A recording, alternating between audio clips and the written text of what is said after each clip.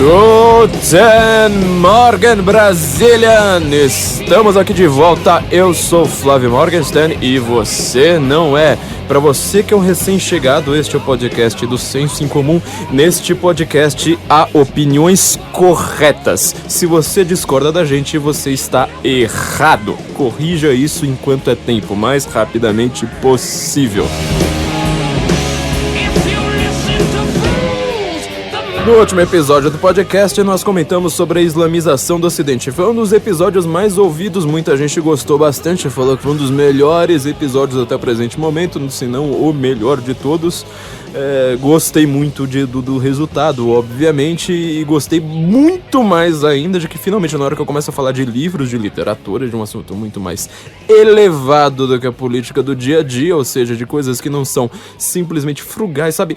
Tenta pensar no que é que você tava pensando, meu filho, em agosto de 2006. Com toda certeza você tinha um tema que você achava a coisa mais importante do mundo, que aquilo ali iria definir o futuro da sua alma, e no final das contas, tipo, nada daquilo acabou dando em nada. Mudou, você simplesmente não lembra mais, foi uma coisa que simplesmente passou na sua vida e pronto, acabou. Sabe aquela intriga da Câmara dos Deputados e vamos sair, vamos quebrar tudo e não sei mais o que? Nada disso acabou dando em nada, simplesmente em nada.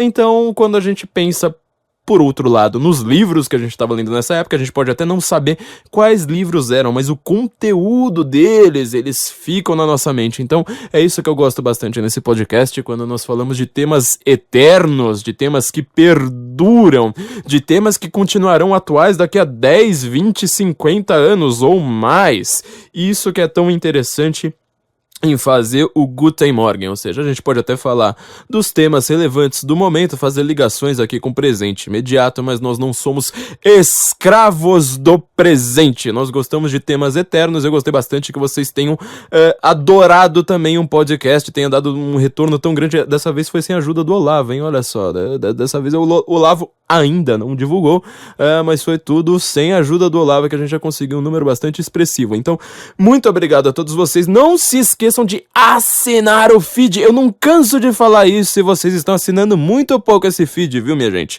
É uma das maiores propagandas que vocês podem fazer pra gente. Olha, é uma coisa assim inestimável, pode parecer bobagem, mas pra gente faz mas assim, uma diferença que não cabe em palavras. Vocês colocarem lá, assinar o feed e marcar, porque é assim que a iTunes, assim que todos os marcadores de feed marcam o podcast para os outros ouvintes, assim. Todo mundo, ele vai lá e fala assim, olha, tem bastante gente assinando esse podcast aqui, viu? Então vai lá ouvir. Não existe propaganda maior do que isso, nenhum dinheiro vai conseguir comprar essa propaganda e só custa um clique. Então, onde quer que você esteja ouvindo, iTunes, SoundCloud, onde quer que você esteja ouvindo, não se esqueça de assinar a porcaria do feed. Isso faz toda a diferença pra gente. E deixe seu comentário também. O último comentário que tá lá, olha, do Marcos Klein, guitarrista do Traje a Rigor. Olha só que honra isso, né?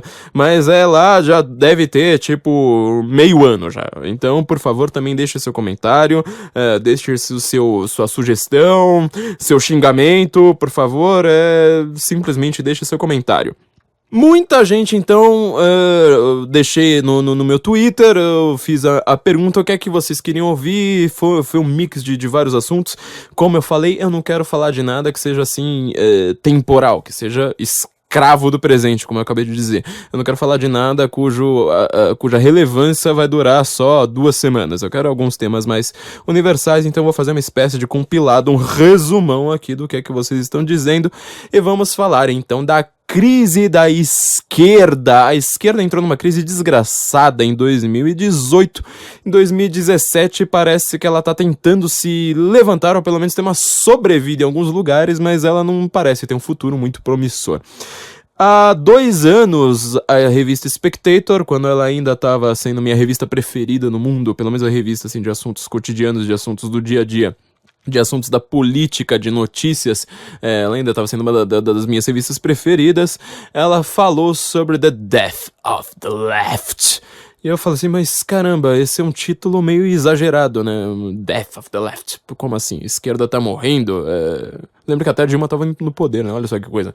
Eu falo, mas espera aí, esses caras estão meio exagerados, né? Eles que nunca são assim tão exagerados quanto eu, eles resolveram exagerar mais.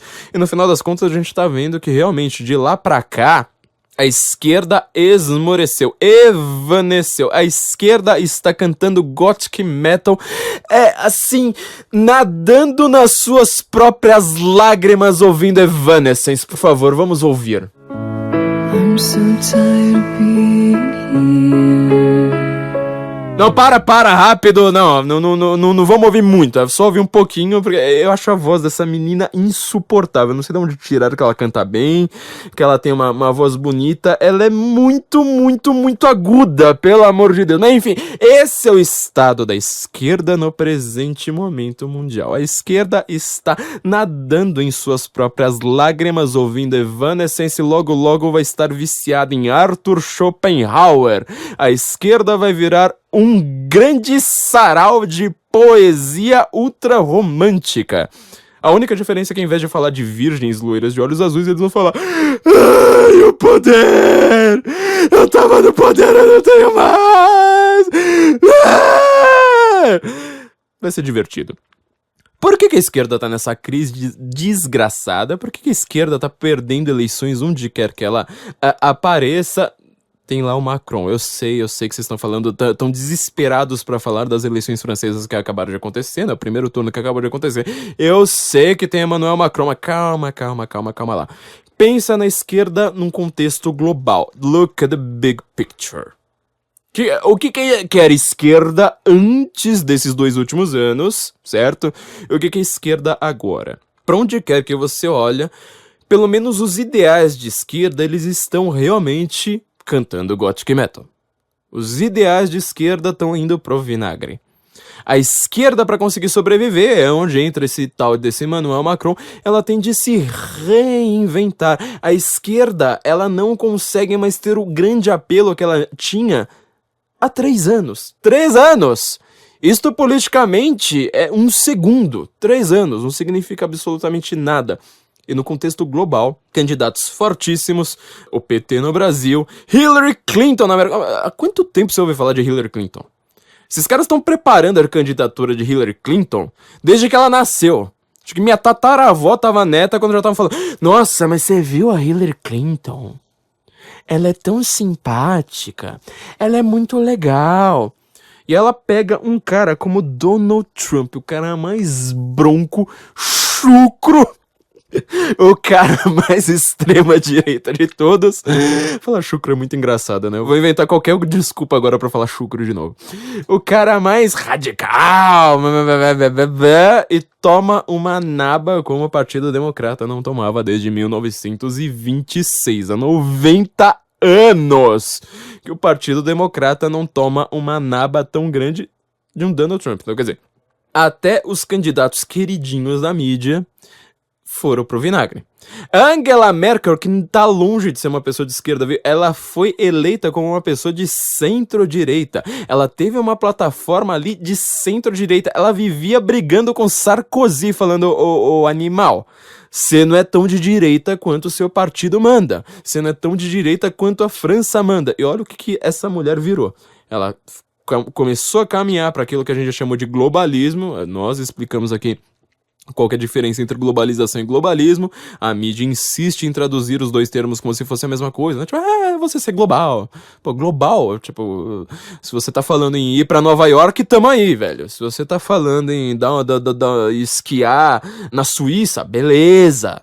Só que globalismo não tem nada a ver com essa coisa. Globalismo é uma coisa completamente diferente que a mídia não explica, né? Temos nosso episódio aí entre a globalização e o globalismo que explica isso aí muito bem.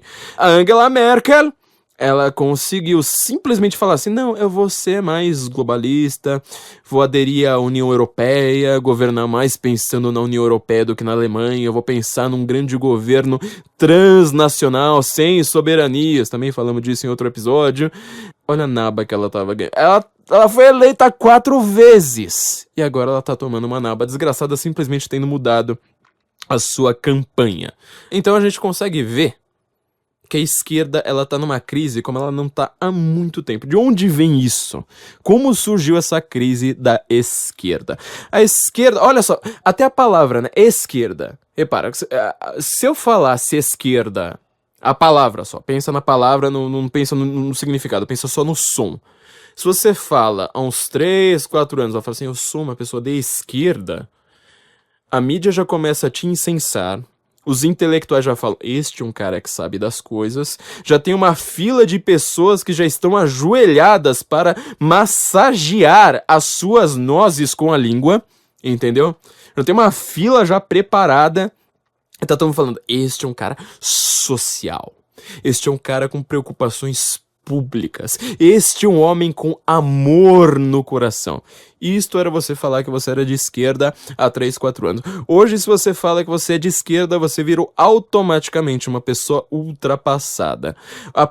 O próprio ideal da esquerda, que surge, ou pelo menos ele é burilado depois ali da Revolução Francesa, pelo Karl Marx e pelos marxistas em geral, ele parte da ideia de que a história, certo? A história, ela é materialista, dialética, ela é baseada em luta de classes e ela só olha para o futuro, né? O marxismo, ele é hegeliano, ele é caudatário do hegelianismo. Ele olha para o futuro, então qualquer pessoa que tenha ideais ultrapassados vai ser jogado naquela expressão preferida do Leon Trotsky, na lata de lixo da história. Para onde foi parar a esquerda nos 2 últimos anos? Exatamente para onde o picareta do Trotsky queria mandar todo mundo, pra lata de lixo da história. Você é uma pessoa hoje ultrapassada e deve se dizer preconceituosa se você ainda é um esquerdista. Você está com seus conceitos ultrapassados. O mundo se mostrou muito mais complexo do que o seu discurso. Por isso que as pessoas ainda têm um certo receio da palavra direita. A direita, agora com a internet, o discurso ele também é um pouco mais unificado. Você conversa ali com... Não fica mais restrito na sua comunidade, então você tem um certo diálogo, ainda que não seja um diálogo de fato, mas você tem uma influência, seja da direita americana, seja da direita europeia, seja de um direitista perdido lá no meio do nada. Você pode reparar, o Roger Scruton, um dos maiores intelectuais conservadores da Inglaterra, que é o país conservador por excelência, ou seja, toda a mídia britânica, de cabo a rabo, praticamente só Spectator conseguia fugir disso, ela é de esquerda. Ainda assim, o país é majoritariamente conservador. Financial Times, que é um dos jornais mais accurate, eu não sei como é que... Acho que não tem nem palavra pra isso em português, não é acurado. É um jornal que ele, pelo menos, ele busca as informações com uma certa honestidade. Ele busca um fact-checking ali. Ele é um jornal da esquerda. E ele fala isso, nós somos da esquerda, seus animais. Mesmo o Financial Times, ele consegue ser de esquerda, mas a população ainda assim é de direita. O Roger Scruton, que é um dos filósofos, talvez o maior filósofo conservador na Inglaterra hoje, ele é mais lido no Brasil do que na Inglaterra. Isso é pra você ver como você tem influências agora, olha só, globais. E olha que nós somos os antiglobalistas, né? Nós somos as pessoas que conseguem ter um discurso mais avançado. Nós conseguimos explicar mais. É até uma coisa curiosa, não sei se vocês conhecem a escola de filosofia americana do pragmatismo. Qual que é a ideia do pragmatismo? Vocês estão falando aí em terra... Como é que é? Terra chata? Terra plana? Terra plana. Pra mim é chata. A Terra é um planeta chato. É um planeta muito chato. Eu não tenho a menor dúvida de que o planeta Terra é chato. Se ele é plano, eu não sei, mas que ele é muito chato, ele é. Olha só, o pragmatismo, ele, acho que até um dos grandes nomes, né, da filosofia pragmatista, William James, acho que ele é até praticamente o fundador da escola pragmatista, ele dá um exemplo que usa justamente a Terra. O que é o realismo? Realismo é a realidade existe, ponto. Parece uma coisa meio... ok, né, todo mundo concorda com isso.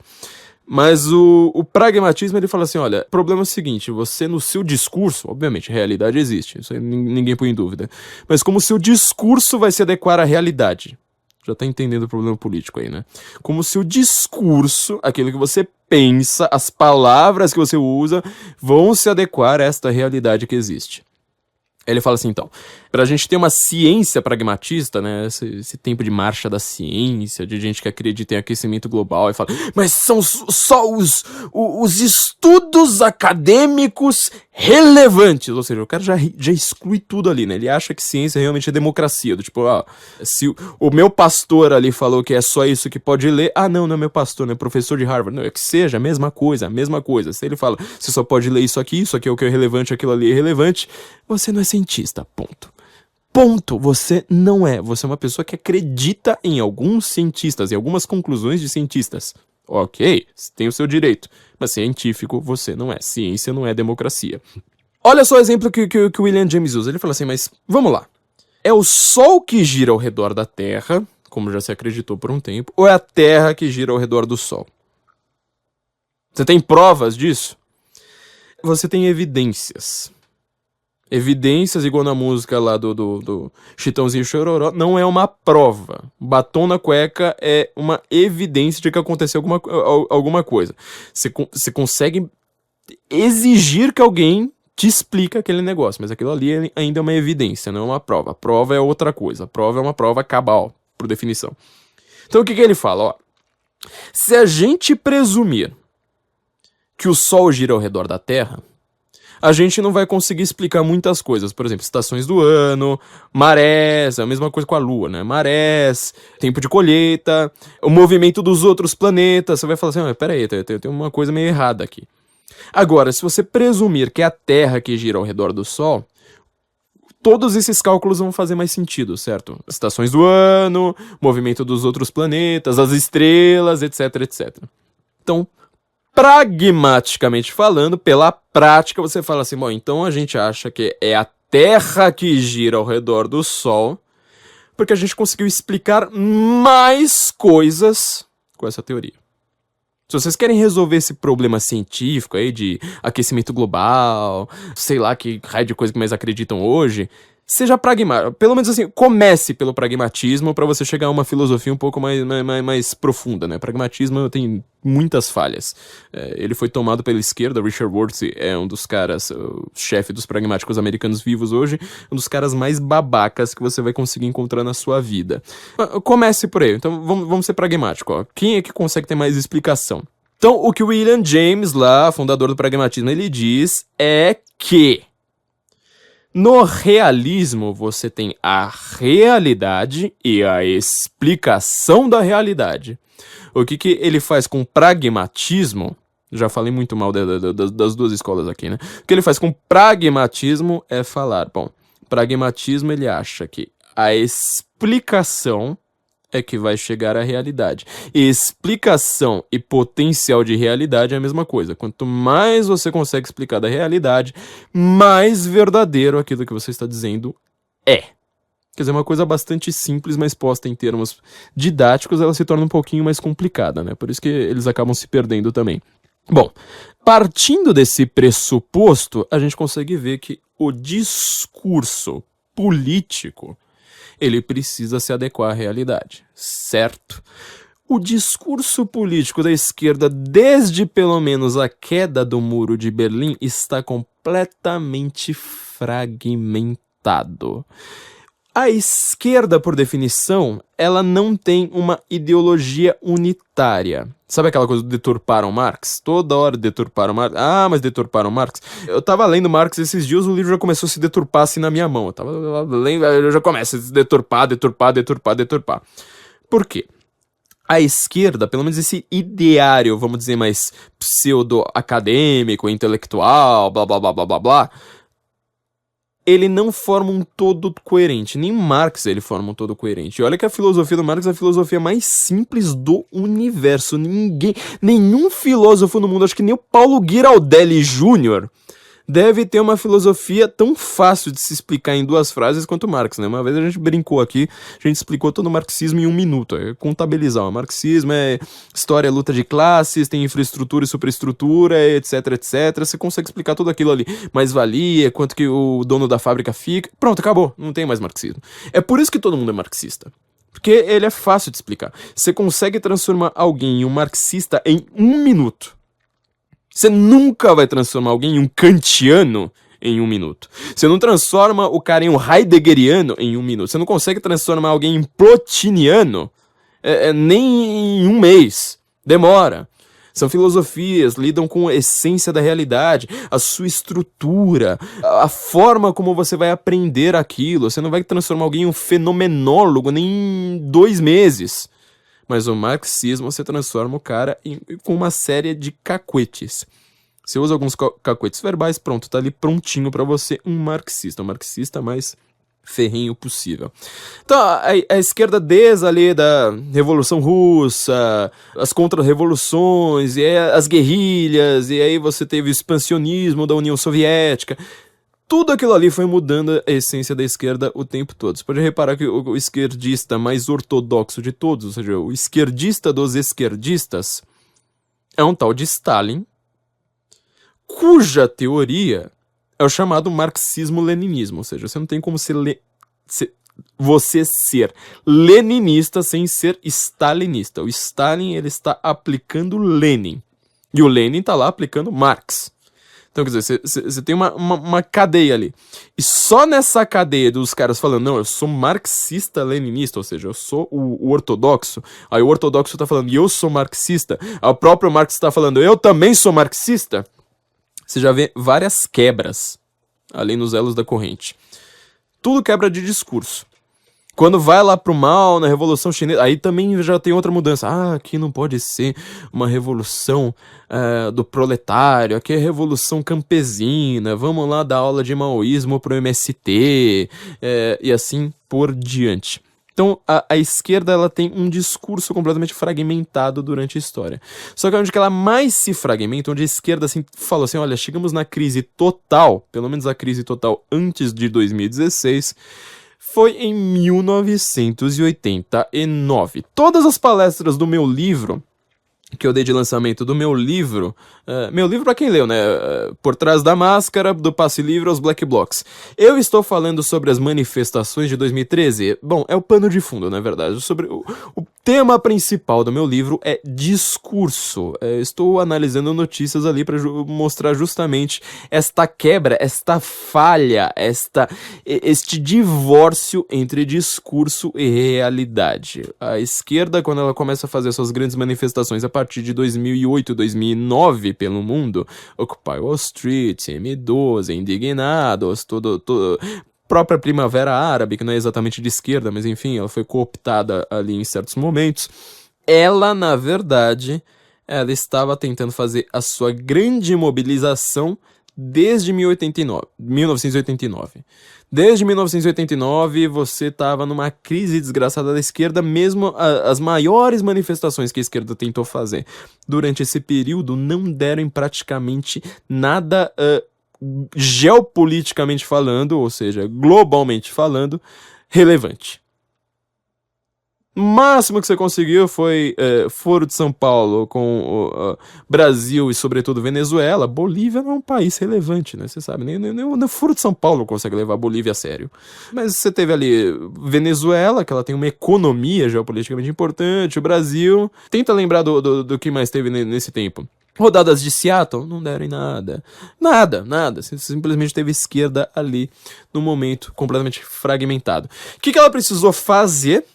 Foi quando a esquerda, ela mudou do seu discurso, vamos dizer, mais marxista, aquela coisa de falar ainda em socialismo. Mesmo a palavra socialismo, só fazendo uma breve pausa. Olhando a história do comunismo, você vai ver, comunismo, eu uso o termo como Ark Brown, né, um dos maiores historiadores do comunismo, ele fala isso. Comunismo, ele não chama a União Soviética, a China, essas coisas de socialismo, porque socialismo não era o termo usado na época. O termo que eles usavam, eles falavam assim, nós somos comunistas. Provavelmente o único líder comunista que acreditava piamente que existia de fato uma utopia lá, depois daquilo, queria ser avançado para uma sociedade já sem Estado, ou seja, de Estado e sociedade completamente imiscuídos, provavelmente foi Nikita Khrushchev. Nenhum outro, de fato, acreditava naquilo. Eles falaram, comunismo é isso aqui. Comunismo é isso aqui. Então, a história do comunismo, você vai reparar que teve o primeiro momento dela, eles falam, internacional comunista, Cominter, não é Socinter. É internacional comunista.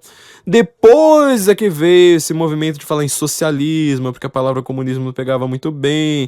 O socialista fala, não, a gente vai acreditar só realmente na ditadura do proletariado, não vai ter alguma coisa ali pra frente depois daquilo. E eles brigam entre si, e aí começa a ter uma coisa. Não, no nosso episódio, no nosso episódio 10, né, George Soros, não é você que pensa o que pensa, George Soros pensa por você, nós explicamos isso. O que é um partido socialista, né? Um partido que ele ganha eleições democraticamente, ele vai comprar empresas, ele vai taxar loucamente a economia. Isso é o socialismo. Então, quer dizer, um partido como o PT, quando a gente fala assim, o PT é um partido socialista, a esquerda vai lá dar risada, esses caras acreditam em revolução, não sei o quê. Não, o PT é um partido socialista sim, só que ele é socialista neste sentido.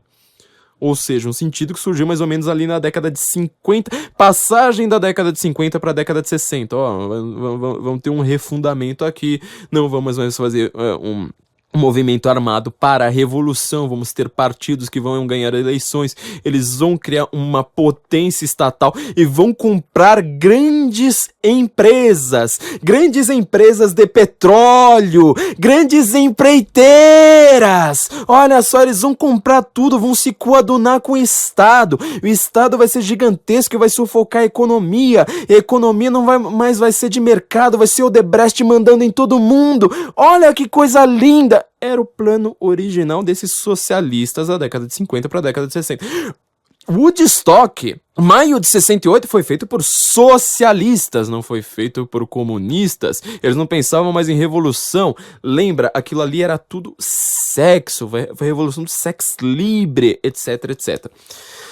Repara como todo esse discurso, na hora que chega ali em 1989, ou seja, aquele outro mundo possível depois do Muro de Berlim, além do Muro de Berlim, cai. Aquilo ali não se sustenta mais, as pessoas falam, bom, o sonho acabou, os Beatles acabaram, agora a gente vai ter que viver neste mundo sem o Muro de Berlim, este mundo chamado realidade, em que esta patacoada de socialismo, de ditadura do proletariado e revolução acabou.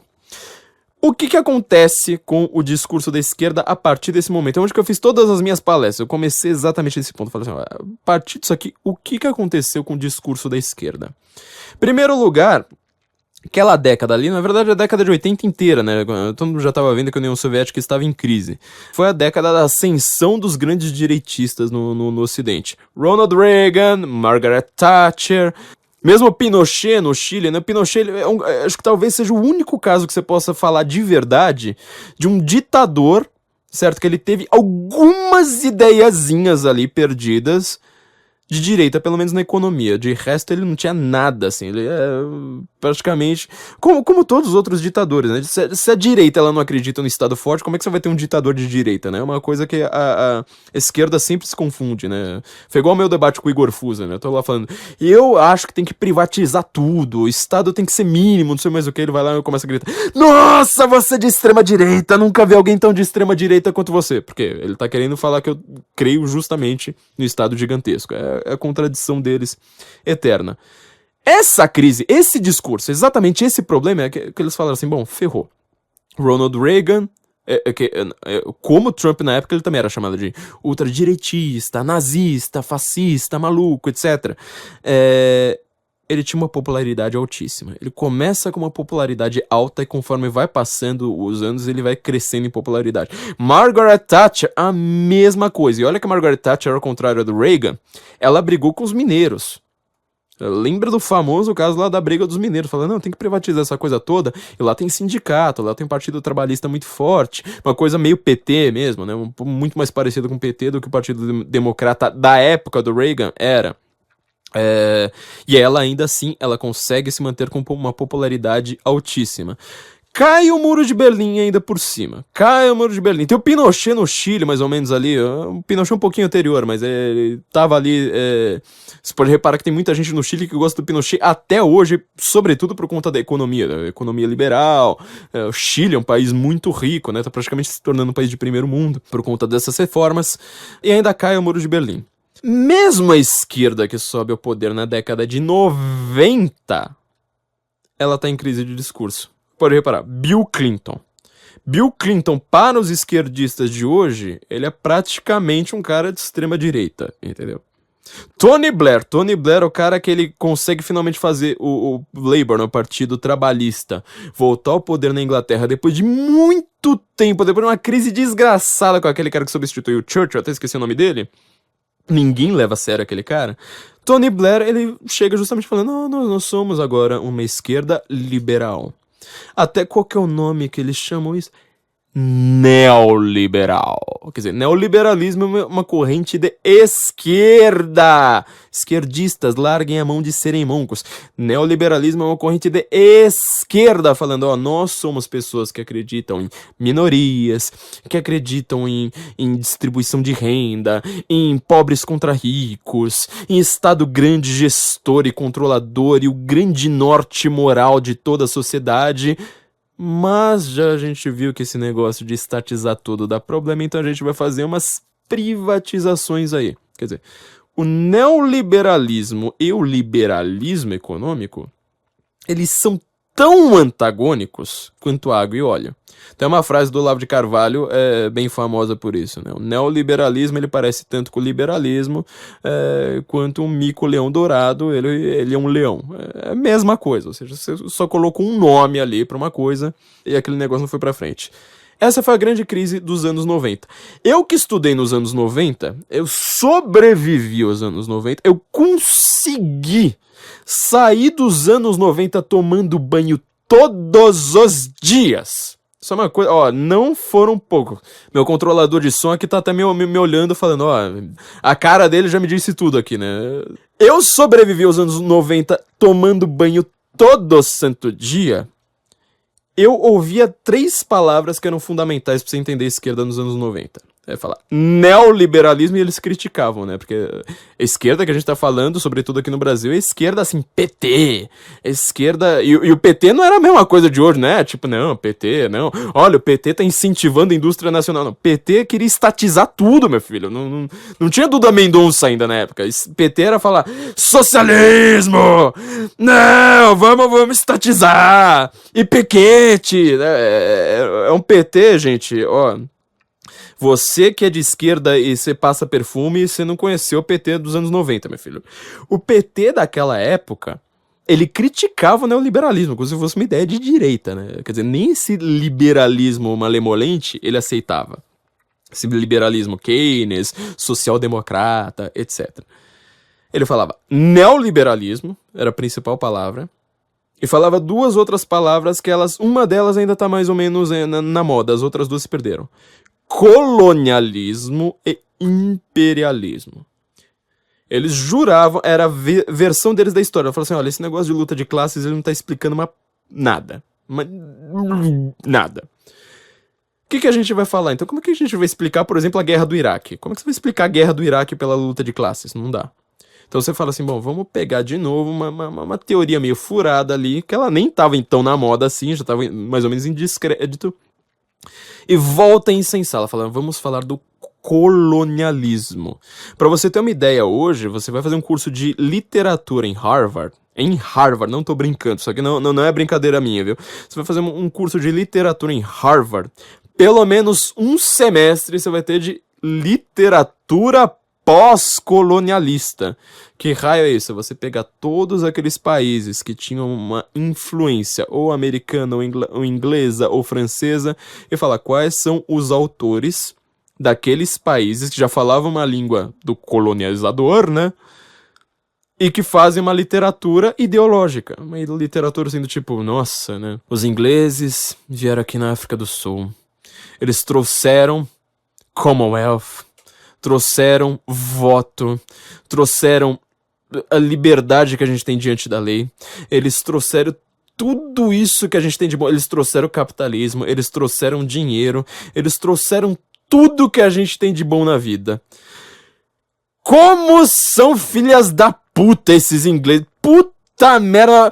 Que seria da nossa vida? Como nossa vida seria linda sem os ingleses? A gente estaria todo mundo se matando no tacape. A gente estaria aqui em brigas tribais, um matando o outro o tempo todo. Ai, como seria bom sem esses colonialistas. Então, a ideia, a versão de história que foi me vendida, eu nunca comprei muito bem porque eu amava os ingleses. Não adianta, né? Por mais maviosos que fossem aqueles discursos dos meus professores de história, falando, os pobres. Mas a distribuição de renda. Mas não sei mais o quê. Cara, Iron Maiden é muito melhor, não adianta. É incomparável. Uma coisa vai ser sempre muito melhor do que a outra. Eles acreditavam fortemente nisso. Eu falava imperialismo, tipo, É engraçado porque quando eles falam imperialismo, pensa, anos 90. Qual o grande império do mundo? América, claro. Eles sempre chamam de Estados Unidos. A América é o grande imperialista do mundo naquele momento. Pergunta rápida pra você que acredita em imperialismo americano. Qual foi o expansionismo territorial da América no século XX? Não teve. Mas eles acreditam fortemente nisso. Eles acham, falam, nossa, mas olha, tem Guantánamo, tem o Alasca. É isso, é uma negociação ali que você faz. E eles chamam isso de imperialismo. O imperialismo foi, obviamente, inglês.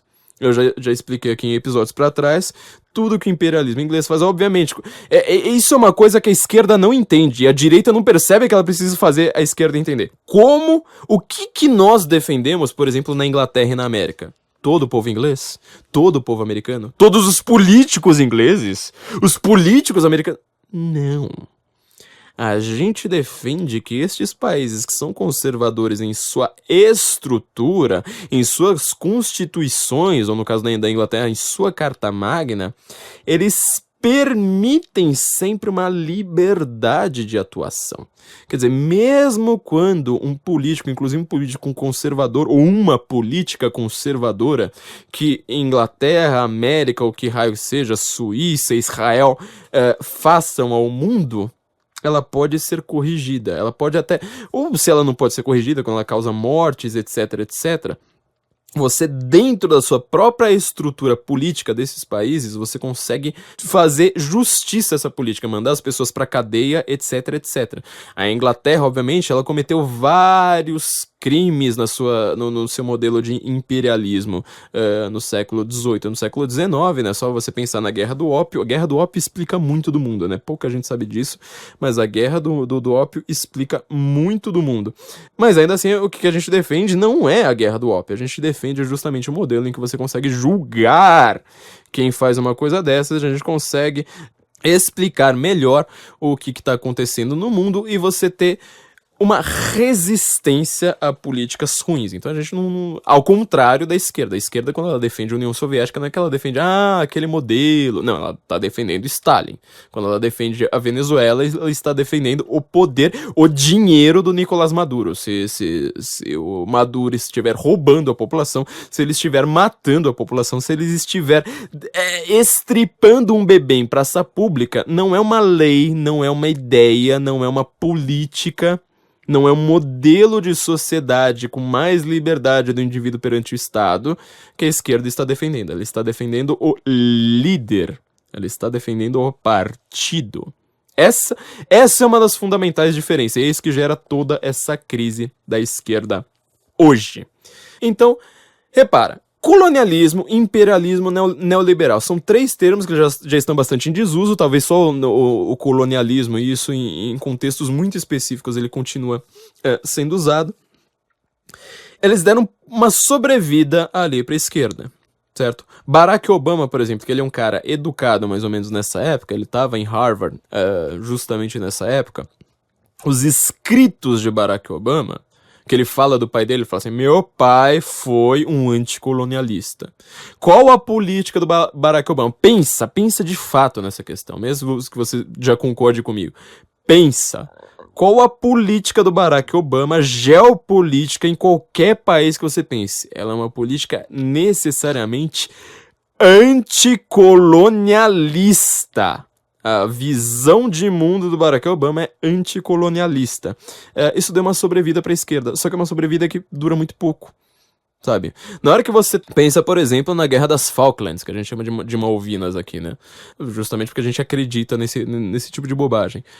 Era uma ditadura argentina, certo? Uma ditadura militar, muito mais grosseira, violenta e assassina do que a nossa, que tava querendo brigar com a Inglaterra. Falando, Inglaterra, vocês são imperialistas. Você faz um censo lá nas próprias Falklands, que são colonizadas pela Inglaterra. Todo mundo fala inglês lá, todo mundo se acha inglês, todo mundo é descendente de inglês naquele lugar. Fala assim, vocês querem ser da Inglaterra ou vocês querem ser argentinos? Deu 99% de votos para queremos ser ingleses. A Argentina vai lá, ó, quem que tá sendo imperialista? A Argentina vai lá e fala assim, a gente quer isso aqui. Não dá, entendeu? Na hora que acontece uma coisa como essa, você vai ver um monte de esquerdista falando, não, mas peraí, esse negócio de colonialismo, imperialismo... não tá explicando isso aí. Não tá, sabe? Tá invertido. A realidade não bate com o discurso. Não bate, entendeu? Deu uma sobrevida e, de novo, a esquerda naufragou. Você vai reparar isso em vários lugares do mundo, cada um com a sua particularidade. O Brasil ele não funciona da mesma forma que a América, não da mesma forma que a Inglaterra. Cada país da Europa ali é uma cultura muito específica. Você anda 100 km para um lado, você já tá praticamente trocando de língua. Mas a esquerda, ela conseguiu uma sobrevida que logo se esvaiu. O que entrou no lugar? Entrou justamente uma das novas mudanças da esquerda. Uma nova mudança estrutural. Que é o que a gente pode chamar justamente de gramscismo. O Gramsci, ele nunca tinha feito sucesso em raio de lugar nenhum do mundo. O país mais gramscista do mundo, definitivamente, em qualquer década que você analisa, se chama Brasil. Brasil foi onde as ideias de Gramsci prosperaram. A Itália nunca levou o Gramsci muito a sério. Talvez o maior, vamos dizer... neo-gramscista, né? Um cara que tenta corrigir o Gramsci hoje é o Antônio Negri. Antônio Negri, eu não falei bastante dele, mas ele é considerado um dos esquerdistas mais inteligentes do mundo hoje. Um dos mais difíceis de ler também. E aquelas manifestações de junho de 2013, indignados, Occupy Wall Street, devem muito ao pensamento de Antônio Negri. Ele que pensa justamente, né? Comunismo é multidão, ou seja, você tem que tomar a rua. Enquanto você não toma a rua, você não tem comunismo. Mesmo Antônio Negri ele não conseguiu fazer um grande sucesso na Itália, por exemplo. A Itália, a Itália natal do Gramsci não levou o Gramsci muito a sério. Mas depois desse período de neoliberalismo, colonialismo e imperialismo, quem veio foi o gramscismo. 2 países, Brasil é óbvio, com PT, com Paulo Freire, com todas essas coisas, ele aplica muito bem o gramscismo. E quem vai aplicar o gramscismo nos últimos anos mesmo, assim, pensa na última década, 10 últimos anos, vamos pensar assim, de 2005 para 2015, mais ou menos por aí. Quem começa a aplicar gramscismo fortemente é um país chamado América. Olha que coisa bizarra. O país que é o centro do capitalismo do mundo, hoje ele passa a ser gramscista. Sobretudo a ala ligada a 2 pessoas, Barack Obama e Hillary Clinton. Os 2 são discípulos de Saul Alinsky, cara que eu também comentei no meu livro. Saul Alinsky, que era o grande agitador, era amigo do Al Capone. Ele tinha é um pouco difícil explicar a ideia do Saul Alinsky, porque ele tanto tinha uma ideia de revolução, de tomar ruas, de tomar sindicatos, esse tipo de coisa, como ele também tinha umas teorias da conspiração. Ele não era simplesmente um cara como Gramsci, que só escreve mais pragmaticamente. Ele era meio malucão, assim, ele tinha umas ideias que não são místicas, mas é tudo teoria malucona mesmo, era tudo misturado nele. Mas os intelectuais americanos, que são caudatários do Partido Democrata, que já, às vezes, conseguem ainda falar de colonialismo, mas eles começam a trocar o discurso. Eles começam a falar assim, não, vamos falar agora de feminismo, de racismo, de homofobia. E olha só a última que agora virou moda, né? De antifascismo. Olha a expressão. Quer dizer, você faz uma brigada exatamente igual ao fascismo, cobrindo o rosto, de preto, etc. Fala assim, nós somos os antifascistas, nós somos os fascistas do B, nós somos o fascismo invertido. É basicamente isso que eles querem dizer. Basicamente não é exatamente isso que eles querem dizer. Eles são os fascistas invertidos, eles são o braço armado do Partido Democrata, assim como a Ku Klux Klan foi o braço armado do Partido Democrata por praticamente 2 anos, assim que chega lá Barack Obama, Hillary Clinton, Donald Trump, a KKK, ela não consegue se entender ela tão bem com o Partido Democrata, eles trocam, agora virou os antifascistas, os fascistas não fascistas. Você reparou na mudança de discurso? Esses intelectuais que começam a usar isso, eles começam a usar Gramsci. Na América, no centro ali do capitalismo e do conservadorismo do mundo hoje, Gramsci começa a ser usado. O que é o gramscismo? Pense em todas as mudanças ali do marxismo. Principal mudança, a gente já comentou isso aqui várias vezes, é a mudança da escola de Frankfurt. Ou seja, você tinha no marxismo original a ideia de infraestrutura e superestrutura. Ou seja, a infraestrutura do capitalismo é a manutenção da propriedade. A superestrutura seria tudo aquilo externo que dá uma aparência de uma certa normalidade para o proletário, para o proletariado, sem perceber que tudo é feito para a manutenção da propriedade. Então, por exemplo, por que você tem família? Porque a sua avó é legal. Porque a sua mamãe te deu de mamar no peito. Porque seu pai, ele trabalha para pagar a sua faculdade de sociologia. Certo? É para isso que existe família. Mas pro Marx, não. Não. A família é uma superestrutura que protege a propriedade. Só existe a família por causa da propriedade. O que a escola de Frankfurt percebeu é que, não, na verdade é exatamente o contrário, é a família que é o desejo humano. O desejo humano é de ter uma família. Converse com uma mulher, não converse com uma mulher tapada, não vá lá na seção de comentários do blog da Lula Aronovich, converse com uma mulher normal, assim, uma pessoa, sabe, no meio da rua. Provavelmente o grande sonho dela é ser mãe. Ponto. Isso aí não tem nada a ver com propriedade. Então eles percebem e falam assim, não, peraí, é o contrário. A propriedade, ela permite a família, porque quando você tem uma família com uma certa propriedade, você não precisa do Estado. Então a gente inverte infraestrutura e superestrutura. Inverteu, beleza, agora a gente vai atacar o quê? A família.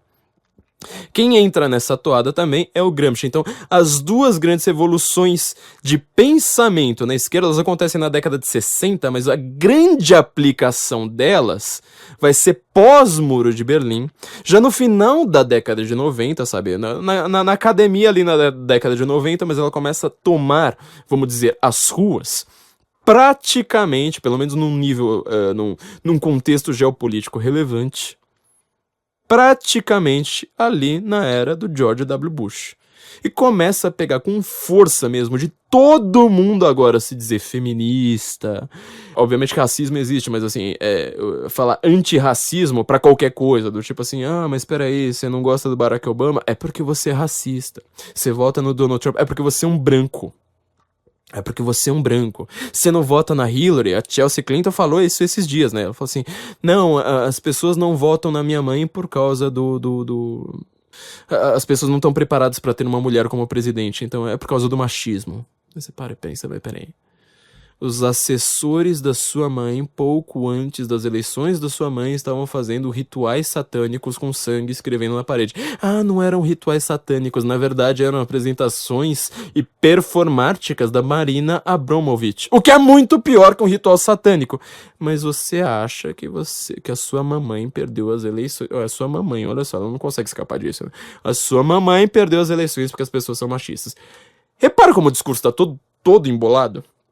Quer dizer, se aquele papo de neoliberalismo, colonialismo, imperialismo, ele deu uma sobrevida para a esquerda ali que não durou mais ou menos 1,5 décadas, já cansou, aquilo ali não explicava nada do que estava acontecendo no mundo, você imagina com homofobia, racismo,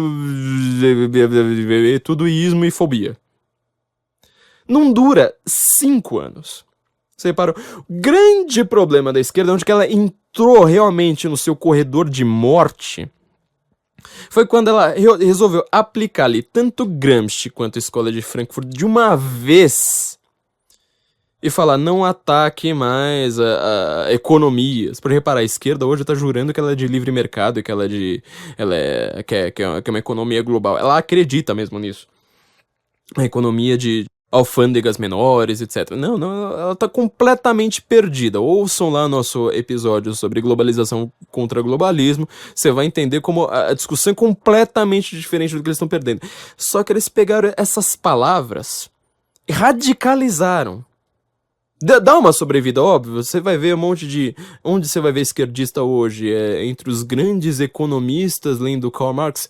Não, é entre youtuber. O youtuber hoje é a sobrevida da esquerda. O youtuber é que tem um canal sobre feminismo. O youtuber que vai escrever um livro falando.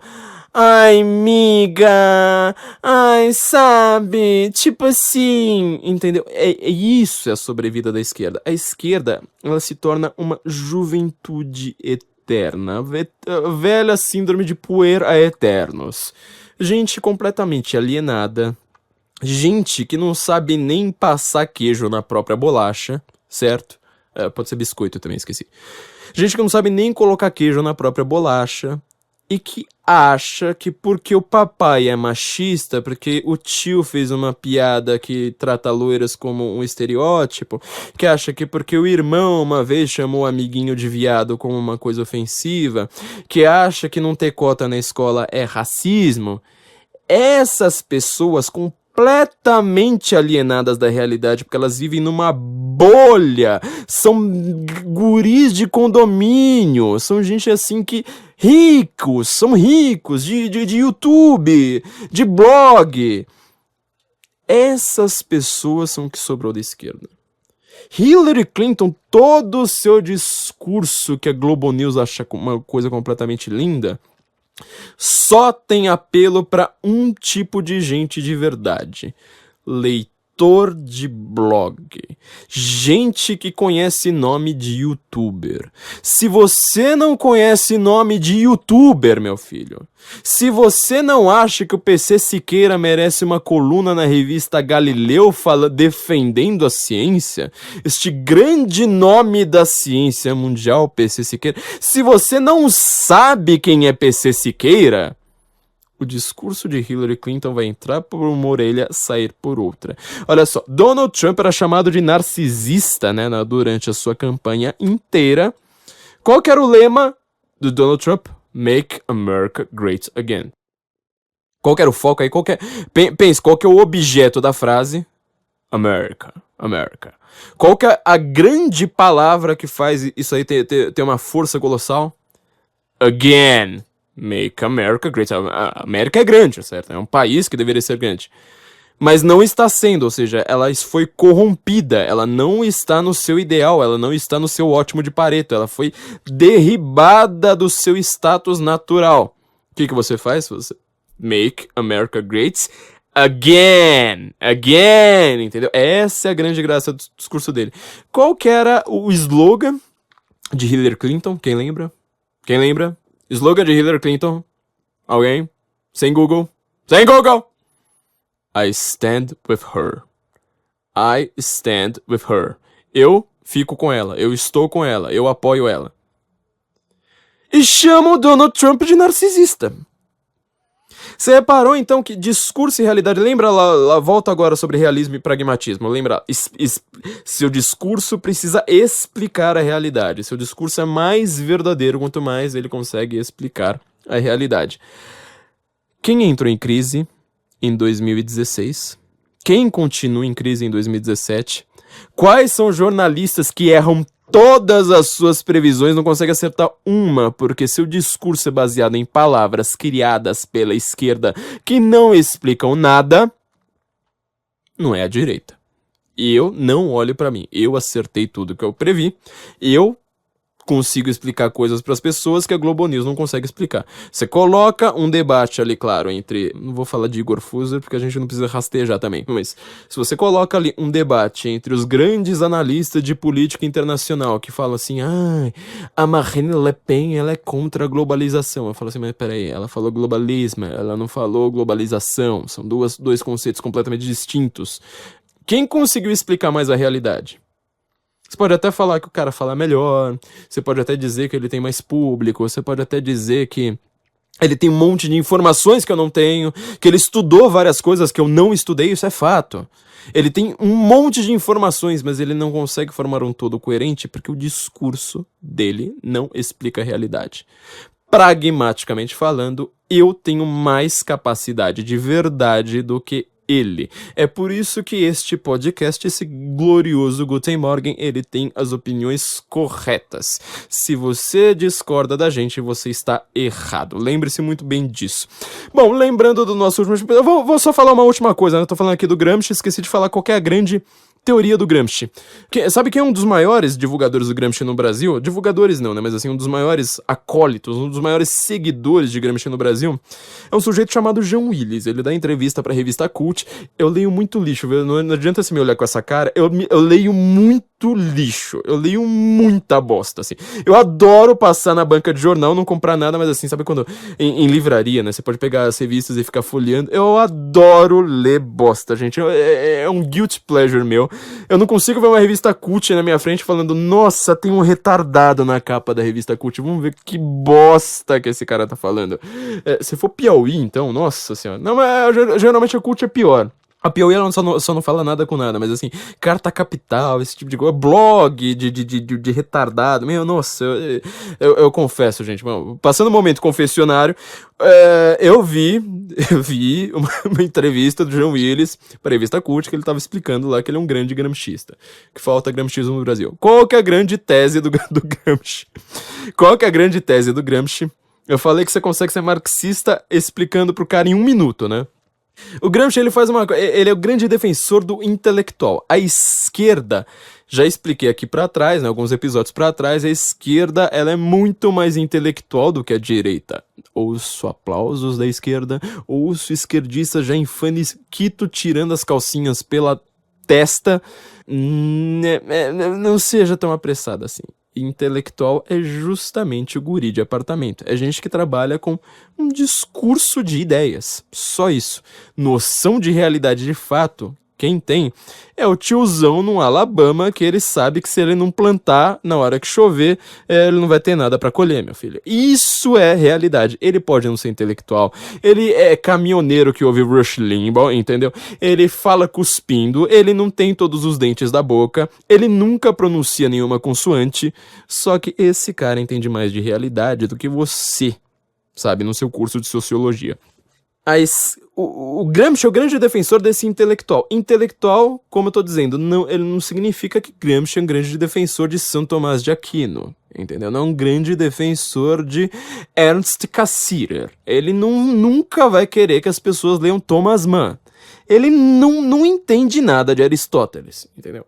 O que ele quer é o que ele chama de intelectual orgânico. O que é o intelectual orgânico?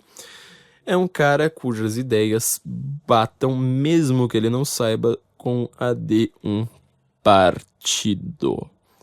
A grande teoria do Gramsci também é razoavelmente fácil de explicar, ou seja, você já conhece Maquiavel, o príncipe do Maquiavel ali. A grande ideia do Maquiavel também é... Todas são ideias simples. O Maquiavel, ele tem ideia, ele é um conselheiro de príncipes, por isso que no livro dele chama Príncipe.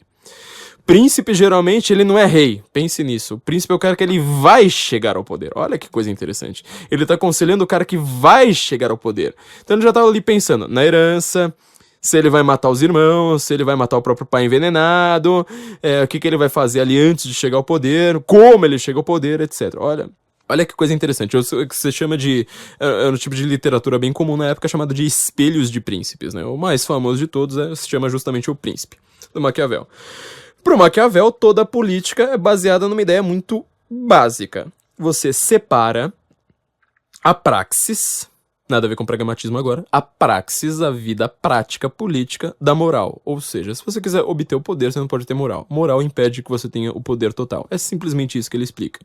Se você quiser ser uma pessoa moral, beleza, você vai ser uma pessoa moral e você vai pro céu, pra um reino que não é deste mundo. Mas o reino deste mundo você não vai ter. É só isso que o Maquiavel explica.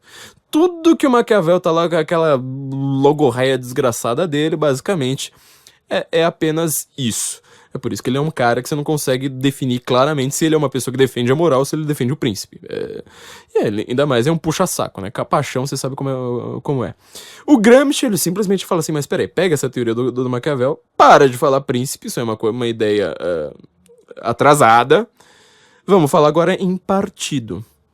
Só que se você tem um partido, ou seja, você vai ter eleições. O príncipe não precisava lidar com isso. Ele obtinha o poder, enquanto não matassem ele tinha o poder pela vida inteira. Eleições, você morre a cada 4 anos, entendeu? Você tem um risco de morte a cada 4 anos.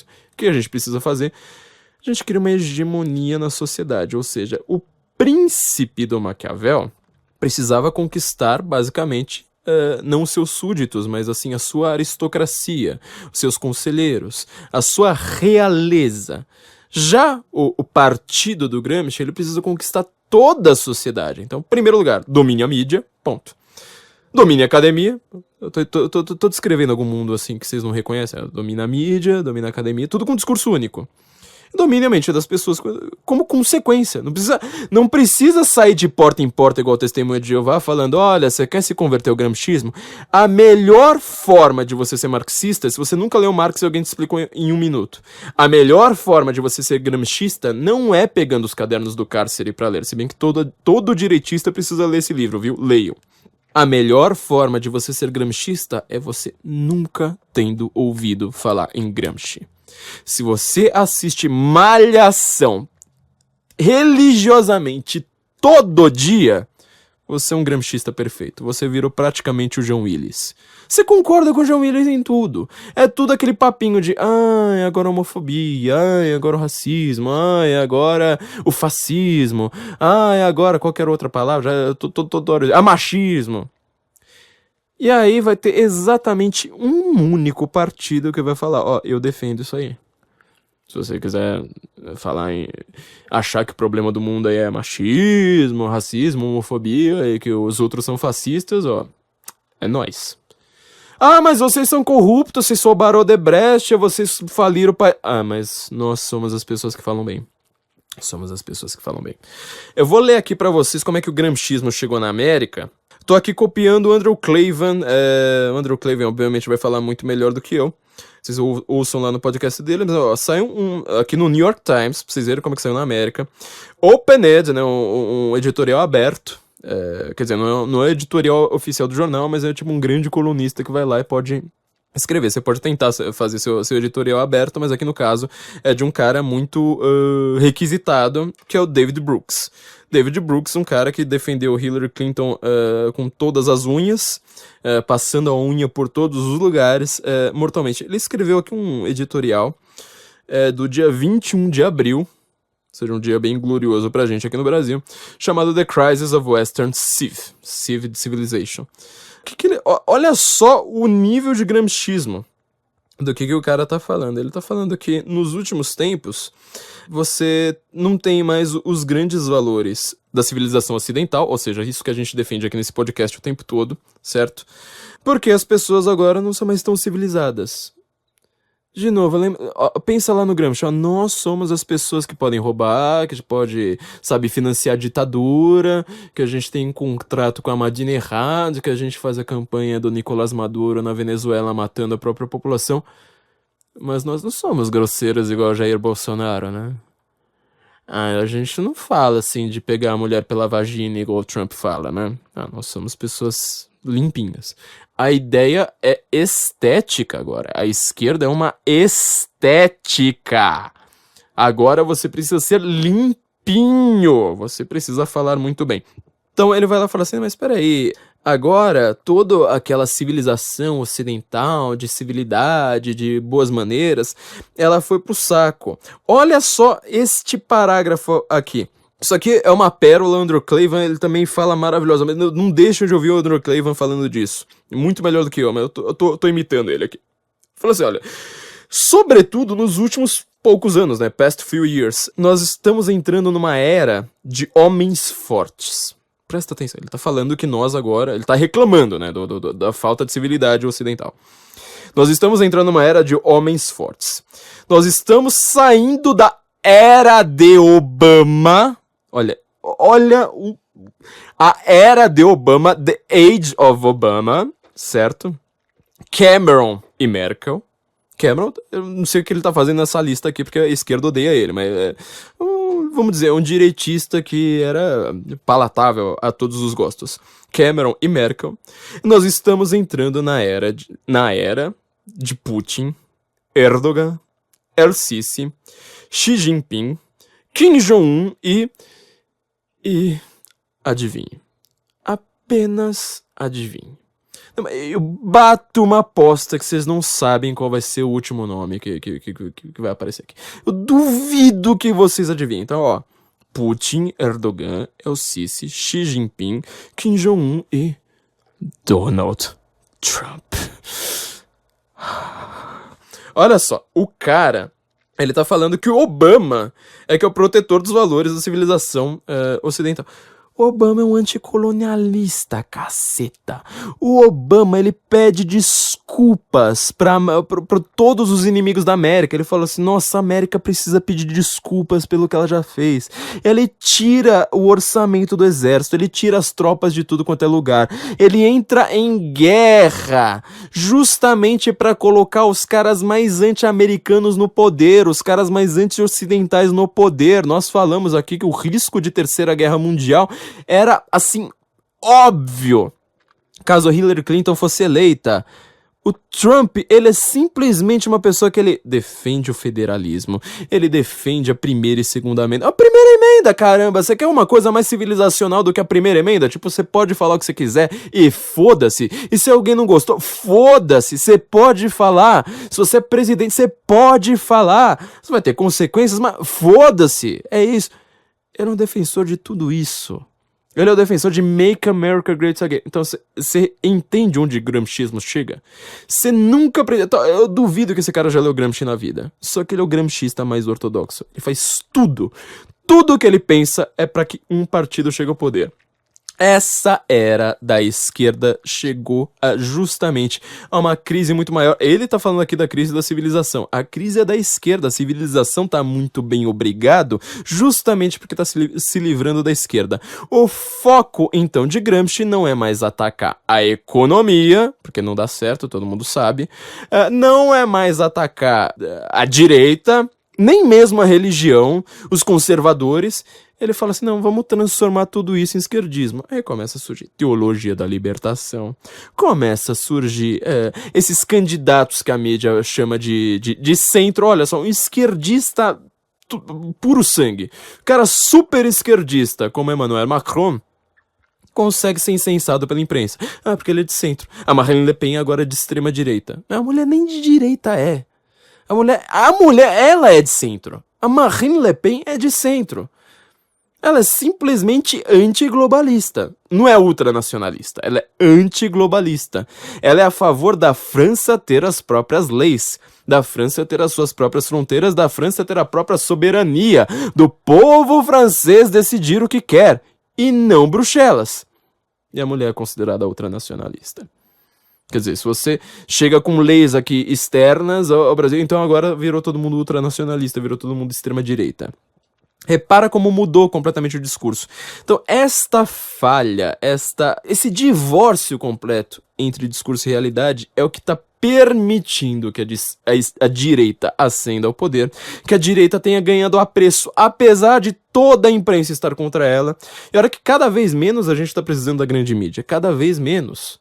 A gente está conseguindo sobreviver cada vez mais, mas para isso eu preciso também que vocês entrem lá no Apoia-se, no Patreon e também façam as suas contribuições em troca do nosso conteúdo exclusivo. Mas nós estamos conseguindo mostrar justamente um grande discurso, tudo sem ter ninguém da mídia a nosso favor. Só para vocês terem uma ideia, vou dar um exemplo aqui que vai parecer que não tem nada a ver, mas, por exemplo, uma manchete do Whiplash, whiplash.net, um dos melhores sites de rock que eu já vi. Ele tá lá falando que o novo disco de fato, né, disco das antigas de vinil, dos Smiths, vai ser lançado com uma mensagem anti-Trump no próprio disco. Ou seja, por isso que não é CD, no próprio disco vai ter uma mensagem anti-Trump.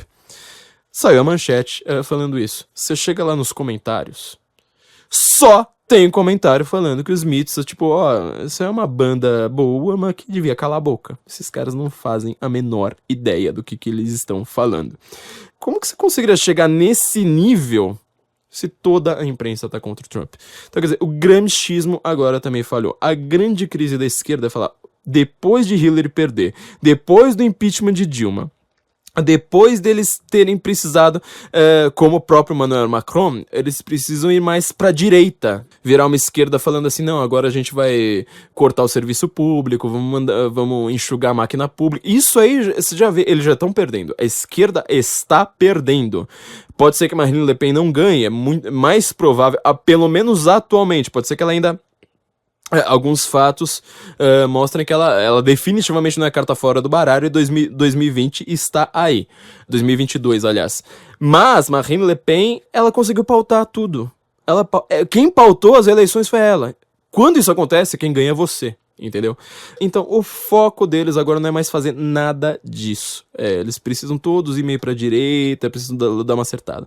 O foco deles é atacar a família. É por isso que todo youtuber precisa atacar justamente a base da sociedade, da civilização. Onde Obama atacava a base da civilização, ao contrário do Trump, que defende isso, é atacar a família. Falar, não, você precisa ter pai brigando contra filho, você precisa ter esposo brigando contra esposa, um discurso chato de machismo, racismo e homofobia pra tudo quanto é lado. Se as pessoas defendem a família, você fala, isso aí é homofóbico, isso aí é ultra-tradicionalismo, etc, etc. Porque é a família que permite que você não precise ter tudo entregue ao grande irmão, o grande Estado. Entendeu agora o que é gramscismo? Você não precisa ser gramscista. Você não precisa nem ouvir falar de Gramsci pra você ser gramscista. Pra ser marxista, você precisa de 1 minuto. Já para você ser, por exemplo, um grande, um grande fenomenólogo, aí você vai precisar de alguns anos de estudo. Esta é a grande crise da esquerda, minha gente. Vocês gostaram de literatura? Vamos falar agora um pouquinho sobre literatura. Muita gente pediu algum comentário sobre literatura também. Muita gente tá querendo literatura de verdade, né? Nosso último podcast, na verdade, foi uma grande resenha de alguns livros de literatura. A gente vai também fazer uma resenha de um livro seguindo a nossa regra, ou seja, um livro universal que tem alguma coisa a ver com o nosso tema recente, mas não precisamos ser também tão chatos. E eu acho que de tudo que vocês pediram que eu comentasse no Twitter, eu acho que 90% pelo menos eu consegui cobrir de alguma forma nesse episódio. Espero que vocês tenham gostado tanto quanto eu. Mas vamos falar de literatura agora, que é o grande tema da vida. Muito rapidamente aqui, que a gente já tá com o tempo praticamente estourado, mas se a gente tá falando aqui de ataques à família, vou recomendar pra vocês o grande livro, certo? Um grande livro, talvez assim, o top 3 dos meus livros russos preferidos, o grande romance Pais e Filhos, de Ivan Turgenev. Turgenev, pra vocês terem uma ideia, ele é um cara tão grande, obviamente todo escritor adora ficar brigando um com o outro, ele já teve suas encrencas, ele tá ali mais ou menos no período entre Tolstói e entre Dostoiévski. Tolstói e Dostoiévski pra falar em russo. Mas o Turgenev, ele é tão elogiado como escritor que aquela famosa cena do Crime e Castigo do cavalo, do chicote lá, do cara praticamente matando o cavalo na porrada, uma cena assim absolutamente chocante. Nietzsche, né, dito nas biografias do Nietzsche que quando ele tava lá louco no final da vida, ele tava lá abraçando os cavalos na rua e vendo aquela cena, nos delírios dele, ele tava enxergando de fato aquela cena diante de seus olhos. O Dostoiévski, ele começa descrevendo essa cena falando, olha, gente, vou descrever aqui uma cena meio terrível, de um sonho e tal, mas obviamente eu não sou um Turgenev, né? O Turgenev é que manja do riscado. Eu vou tentar aqui. E aí ele descreve essa cena tão famosa. Então, pra vocês verem se esse cara é bom ou não. Esse livro, Pais e Filhos, é um livro escrito em 1862, 1862, e ele foi o livro que deixou a palavra nihilista famosa no mundo. Ou seja, o plot é basicamente o seguinte, repara como isso é atual, repara como você vai explicar 2017 aqui com Pais e Filhos. Tem um estudante chamado Arkady Kirsanov, e geralmente ele é chamado pela primeira pessoa no livro, porque boa parte do livro se passa na casa dele. Era um estudante lá de uma grande casa no campo, né, um grande proprietário rural, que ele vai estudar medicina. Se eu não me engano, em Moscou. Agora eu não lembro se é Moscou ou em São Petersburgo, mas eu tenho quase certeza que é em Moscou. E quando ele volta, ele vai passar umas férias de volta na casa dele. Ele traz um amigo dele, que ele conheceu lá na faculdade de medicina, que é o Yevgeny Bazarov. Bazarov é um cara que ele se chama, ele se auto-intitula nihilista. O que é nihilista? É um cara que não acredita em nada. Ele fala, tudo não faz sentido. Nada faz sentido, na verdade, né? É tudo uma convenção, isso é tudo falso, é tudo uma artificialidade que a gente tem na vida. Grande verdade da vida é que nada faz sentido e pronto. E o Bazarov, ele tá lá passando as férias na casa do Arkady e começa a ter um grande problema, sobretudo com um tio do Arkady, que é o Pavel Kirsanov. Você imagina como é que são os almoços de família numa situação como essa, né? Chega lá um nihilista e tá lá uma família russa, cristã ortodoxa, falando, meu Deus do céu, nós defendemos a família, você tá dizendo que a família não é nada. Nós defendemos a igreja, você tá dizendo que a religião não é nada. É exatamente o conflito do mundo de hoje. Exatamente igual. Quer dizer, você tem nihilistas contra o pensamento tradicional. Eu não vou nem dizer conservador. Aqui é tradicional, ou seja, coisas que remetem a uma tradição. Não quer dizer que a gente tá querendo conservar o presente, conservar nada. Eu tenho uma coisa bastante interessante é que o pai do Arkady, né, o irmão do Pavel, que é o Nikolai. O Nikolai, ele tá casado de novo. Agora, a mãe do Arkady morreu, certo? E ele tá lá, viúvo, há muito tempo. Nessa sociedade, na época, né, como em muitas sociedades cristãs, você considera que o cara, acho que na igreja católica, né, já há muito tempo já não deve ser desse jeito. Mas era uma coisa meio feia um viúvo se casar, né? Falou assim, peraí, você tem uma honra ali no outro mundo com a sua mulher. E ele, apesar de ser viúvo, ele resolve acabar se casando com a filha do caseiro. A filha do caseiro, que é Fedosia Nikolaevna. Aí você repara uma coisa. O Arkady volta com o Bazarov, chega lá, ele percebe que tem alguma coisa meio estranha ali na casa, né? Todo mundo assim com um clima meio tipo, tem um segredo, agora tem uma coisa meio estranha. E o Bazarov fala que é niilista. O Arkady O Arkady é aquele típico cara que ele é influenciado pelos amigos, né? Ele fala assim, mas peraí, esse negócio de niilismo... O cara típico que acabou de entrar na Fefeleche, entendeu? O cara tipo, não, é niilismo aí, uma teoria que parece ser interessante e tal, também sou niilista agora, não sei mais o quê. Sendo que o pai dele, o Nikolai, tá morrendo de vergonha do filho, falando, meu Deus, na hora que o meu filho descobrir que eu peguei a filha do caseiro, que eu fiz um filho nela, que ele tem um irmãozinho agora, e com a filha do caseiro. Então repara, tem o conflito de gerações, tem o conflito entre campo e cidade, um cara que era lá do campo, os filhos foi pra cidade. Lembra um pouco a Cidades e as Serras do Eça de Queiroz nessa, né? A Cidades das Serras dali é com Schopenhauer, olha essa coisa curiosa. Também um conflito bem parecido com as Cidades e as Serras, sendo que o Eça de Queiroz ele descreve de uma maneira muito mais chata, apesar de também ter ali a filosofia do Schopenhauer. Fala assim, mas peraí, isso aqui não tá funcionando direito. Já o Turgenev, em matéria de descrição, ele talvez seja um dos melhores escritores que eu vi, melhor até que Dostoiévski nesse aspecto. Ele chega... O Arkady chega lá, né, com esse conflito de gerações, pais e filhos, com esse conflito de campo e cidade, com esse conflito de visão, né, de religião, etc., do novo e do moderno, e do que pode e do que não pode. E pior, o pai dele tá num conflito ainda maior, que é o conflito de classe social, quer dizer, ele é o dono da fazenda que fez um filho na filha do caseiro. E tem uma cena que eu acho que assim, eu detesto descrições em literatura, sou muito minimalista nisso, eu acho que quanto menos descrição, melhor. Mas o Turgenev, ele mostra que ele é um grande gênio, porque o Pavel, o tio, irmão lá do Nikolai, tem uma hora que ele precisa justamente de um favor lá agora da sua cunhada, né, da mulher do Nikolai, a filha do caseiro. Ele bate lá no quarto da filha do caseiro, fala assim, acho que é o primeiro momento que ela aparece no livro, ele bate lá e fala assim, eu preciso de um favor aí, sei lá, pegar tal coisa. A mulher assim tá meio descabelada lá cuidando do filho, fala assim, senhor, tudo bem, espera só um segundo que eu vou me arrumar. Já vou pegar o que é que você precisa. Ela entra lá pra pegar o que o cara precisa, o cara começa a olhar o quarto dela. Ele olha, vai descrevendo, tem um quadro assim, tem uma pintura assada, tem sei lá mais o que, pela descrição, assim, o que o Turgenev vai descrevendo do quarto dela, você percebe nitidamente todos os traços da personalidade dela. Tudo o que essa mulher pensa. Que essa mulher morre de medo do Pavel, morre de medo dessa família rica, quem ela se amaziou agora. Ah, pior, né? Ela não foi casada, ela se amaziou.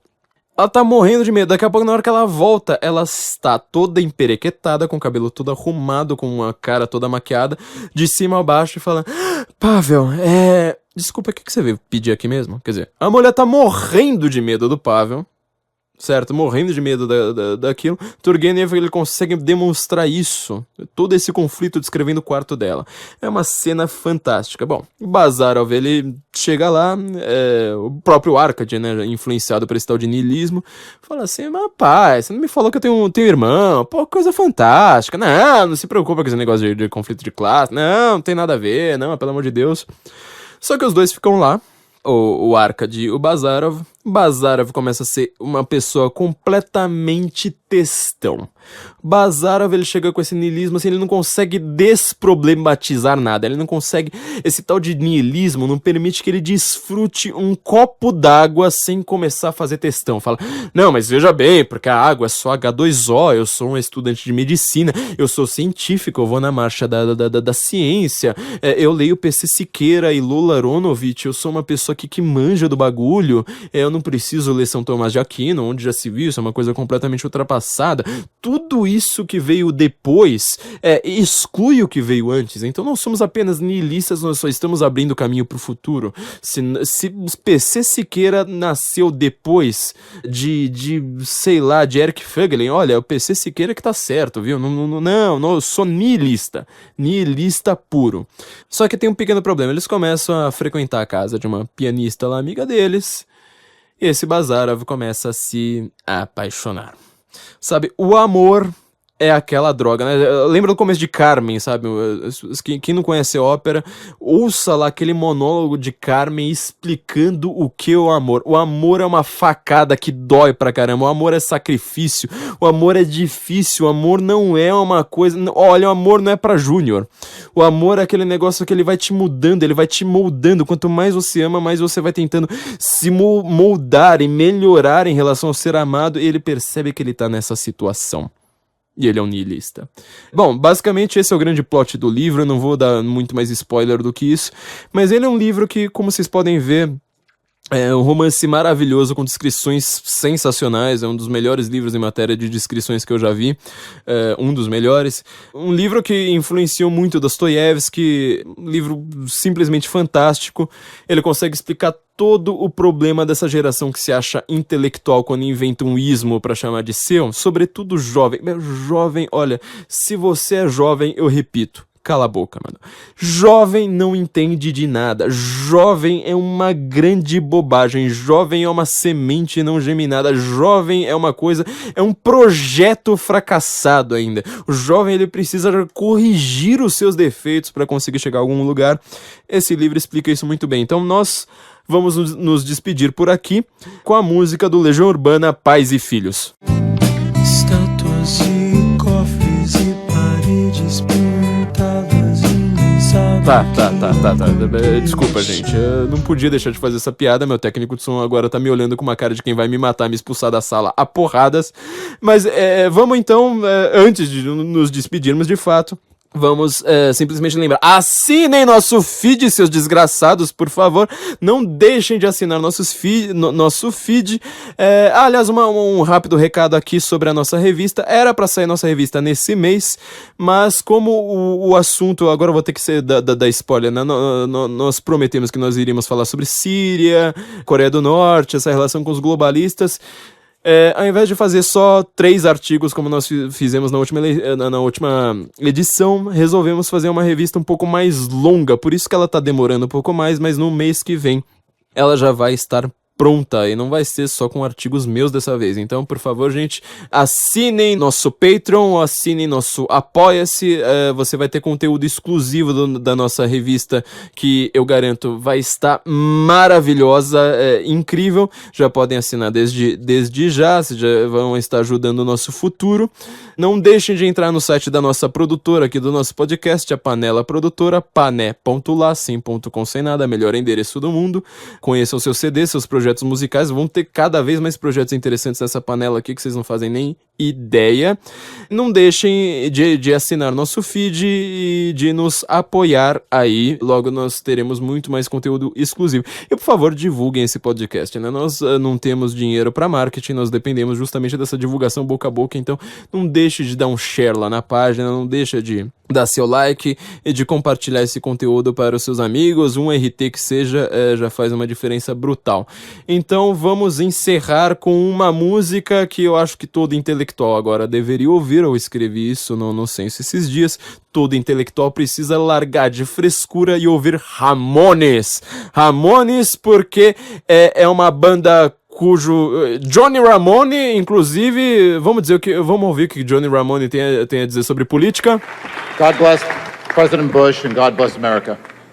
Beleza, Johnny Ramone sabe do que tá falando. Johnny Ramone ofendeu todo mundo que se acha esquerdinha por ser punk em uma única frase em menos de 10 segundos.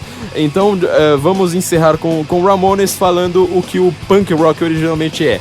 Não encha meu saco, eu não me importo com o que você tem a dizer, eu não preciso ficar de mimimi. Então, Guten Morgen, Brasília, nos ouvimos na semana que vem.